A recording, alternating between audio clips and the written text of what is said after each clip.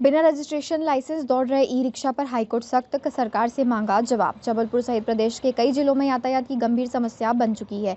E rickshaw का मामला Madhya Pradesh high court तक पहुंच गया है। बिना रजिस्ट्रेशन, परमिट और ड्राइविंग लाइसेंस सड़कों पर दौड़ रहे ई रिक्शा को लेकर केंद्र सरकार के उस नोटिफिकेशन को चुनौती दी गई है जिसमें ई रिक्शा को सामान्य मोटर वाहनों की तरह इन अनिवार्यताओं से छूट दी गई है। इस पर चीफ जस्टिस संजीवनी सचदेवा और जस्टिस विनय सराफा की डिविजनल बेंच ने मध्य प्रदेश सरकार, परिवहन विभाग, जबलपुर कलेक्टर और पुलिस अधीक्षक को नोटिस जारी कर जवाब तलब किया है। कोर्ट ने माना कि मामला जनहित और यातायात सुरक्षा से जुड़ा गंभीर प्रश्न उठाता है।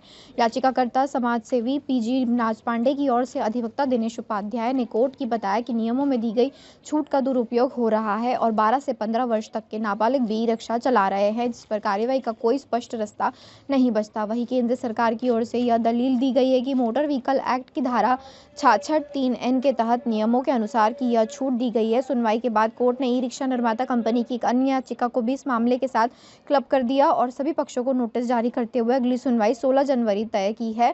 अब इसी सुनवाई में यह तय होगा कि ई रिक्शा को दोबारा ट्रांसपोर्ट एक्ट के दायरे में लाया जाएगा या नहीं। ये ई रिक्शा को लेकर एक याचिका डॉक्टर नाज पांडे और रजत भार्गव ने दायर की है।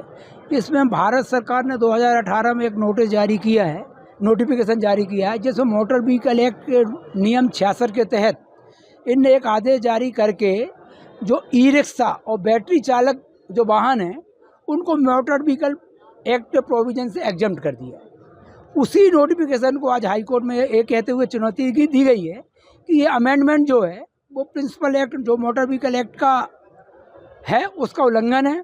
और दूसरा सबसे बड़ा इससे रिजल्ट ये हो रहा है कि इसका इफेक्ट जो हो रहा है, सड़क पे आज आए दिन दुर्घटनाएं घट रही हैं। यहाँ तक कि जबलपुर कलेक्टर को इसमें हस्तक्षेप करना पड़ा और स्कूल वाहनों में ई रिक्शा पे रोक लगाई गई।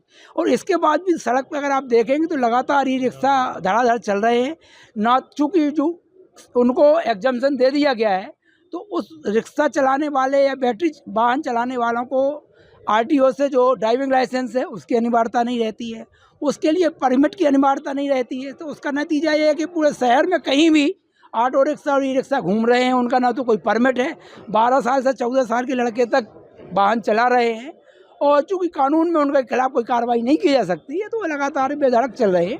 उसी याचिका में आज माननीय न्यायालय ने नोटिस जारी किए हैं मध्य प्रदेश शासन, भारत सरकार को और एसपी कलेक्टर आरटीओ जबलपुर को नोटिस जारी की। आय से अधिक संपत्ति के मामले में आयकर विभाग की टीम ने बड़ी कार्रवाई की है। जबलपुर के सिविल लाइन स्थित खनन कारोबारी के घर बुधवार को अचानक ही टीम पहुंची। बताया जा रहा है कि आय से अधिक मामले पर राजीव चड्ढा के घर पर इनकम टैक्स ने छापा मारा है। सूत्र यह भी बताते हैं कि राजीव चड्ढा के अलावा शहर के 2 अन्य स्थानों पर भी इंदौर और भोपाल से टीम पहुंची हुई है। फिलहाल आयकर विभाग की सर्चिंग जारी है। जानकारी के मुताबिक खनन कारोबारी राजीव चड्ढा और उनके कुछ साथियों की शिकायत आयकर विभाग तक पहुंची थी। बताया जा रहा है कि जबलपुर के अलावा कटनी और सतना में भी कार्रवाई चल रही है। आयकर विभाग की टीम अभी व्यापारियों के घर और ऑफिस में सर्चिंग की कार्रवाई कर रही है। आय से अधिक संपत्ति सहित टैक्स चोरी और अवैध लेन देन की भी इनकम टैक्स विभाग को शिकायतें मिली थी। बुधवार को अब जब आयकर विभाग की टीम सिविल लाइन स्थित कारोबारी राजीव चड्ढा के घर पहुंची तो कार में स्वच्छता जागरूकता अभियान 2025 का पोस्टर लगा हुआ था। कारोबारी के चौकीदार को पहले लगा कि नगर निगम की टीम सर्वे के लिए आई है। बाद में पता चला कि यह आयकर विभाग की टीम ने छापा मारा है।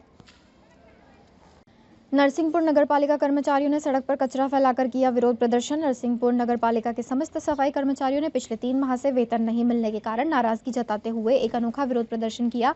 अपनी मांगों को लेकर सफाई कर्मचारियों ने शहर में रैली निकाली और विरोध स्वरूप कचरा फैलाकर प्रशासन का ध्यान आकर्षित करने का प्रयास किया। सफाई कर्मचारियों का कहना है कि बार-बार शिकायत और ज्ञापन देने के बावजूद उनकी समस्या का समाधान नहीं किया गया, जिससे वे आर्थिक संकट से जूझ रहे हैं। मजबूर होकर उन्हें यह विरोध का तरीका अपनाना पड़ा। रैली के दौरान शहर के कई प्रमुख मार्गों पर कचरा फैलाया गया। प्रदर्शन कर रहे कर्मचारियों ने नगर पालिका प्रशासन के खिलाफ नारेबाजी करते हुए जल्द वेतन भुगतान की मांग की। वहीं नगर पालिका प्रशासन का कहना है कि कर्मचारियों की समस्याओं को गंभीरता से लिया जा रहा है और शीघ्र ही वेतन भुगतान की प्रक्रिया पूरी की जाएगी। जबलपुर के पनानगर में रहने वाले सराफा व्यापारी और उसके बेटे को चाकू मारकर लाखों रुपए के जेवरात लूट लिए गए। घटना में दोनों की हालत गंभीर बनी हुई है, जिन्हें की इलाज के लिए जबलपुर के निजी अस्पताल में रेफर किया गया है। वारदात उस समय हुई जब व्यापारी मेन रोड में स्थित दुकान बंद करके बाद स्कूटी में सवार होकर बेटे के साथ घर जा रहा था। जैसे ही दोनों रोड के किनारे गली में घुसे तभी अचानक नकाबपोश बदमाशों ने उन पर हमला कर दिया। इधर जानकारी मिलते ही पनानगर थाना पुलिस मौके पर पहुंची और आसपास लगे सीसीटीवी कैमरे खंगालना शुरू कर दिया है।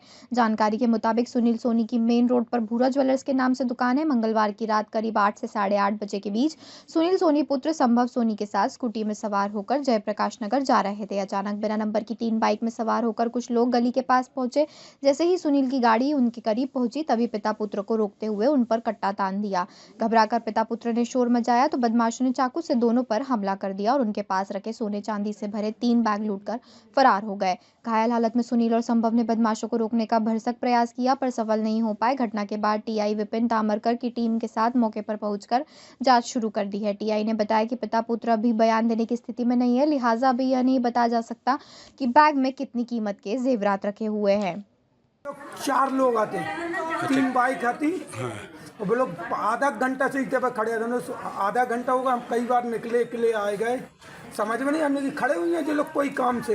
एक आध भैया की बचाओ बचाओ की आवाज़ आई तो भैया के सर में बट मारी है बट। अच्छा, इनके पास क्या था? हथियार भी थे कुछ? कट्टा थे।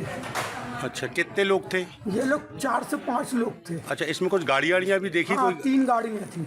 और इसमें कितने लोग थे? 3 गाड़ियों में 5 से 6 लोग थे। अच्छा, मुंह बांधे हुए थे कि खुला थे? मुंह बांधे थे, एक का मुंह खुला था। जब हमने उससे थैला छुड़ाया तो उसने कट्टा निकाल के बोला कि गोली मार दूंगा, लात मार दी। इसको भी लगा। आपकी रहती गाड़ी क्या हुआ बेटा? इधर देख के बताओ। उधर पे 6-7 लड़के लोग खड़े थे उधर पहले से, और उधर पे क्या कहते हैं ताड़ के खड़े थे। हथौड़ा मारे उन्होंने पीछे से। अच्छा, कुछ गोली तलवार वगैरह भी कुछ? गोली मारे पीछे से। अच्छा, किसको लगी गोली? आधे घंटे से यहाँ पर खड़े थे, आधा पौन घंटा से का मालूम का कर रहे थे। हमने उन्हें बचाने की कोशिश करी, भैया को थैला छोड़ा, उनने 1 लात मारी। एक पुलिया में हम गिर गए नल्ली के पास, थैला छोड़ा तो बहुत स्पीड से साइड से भागे। इधर से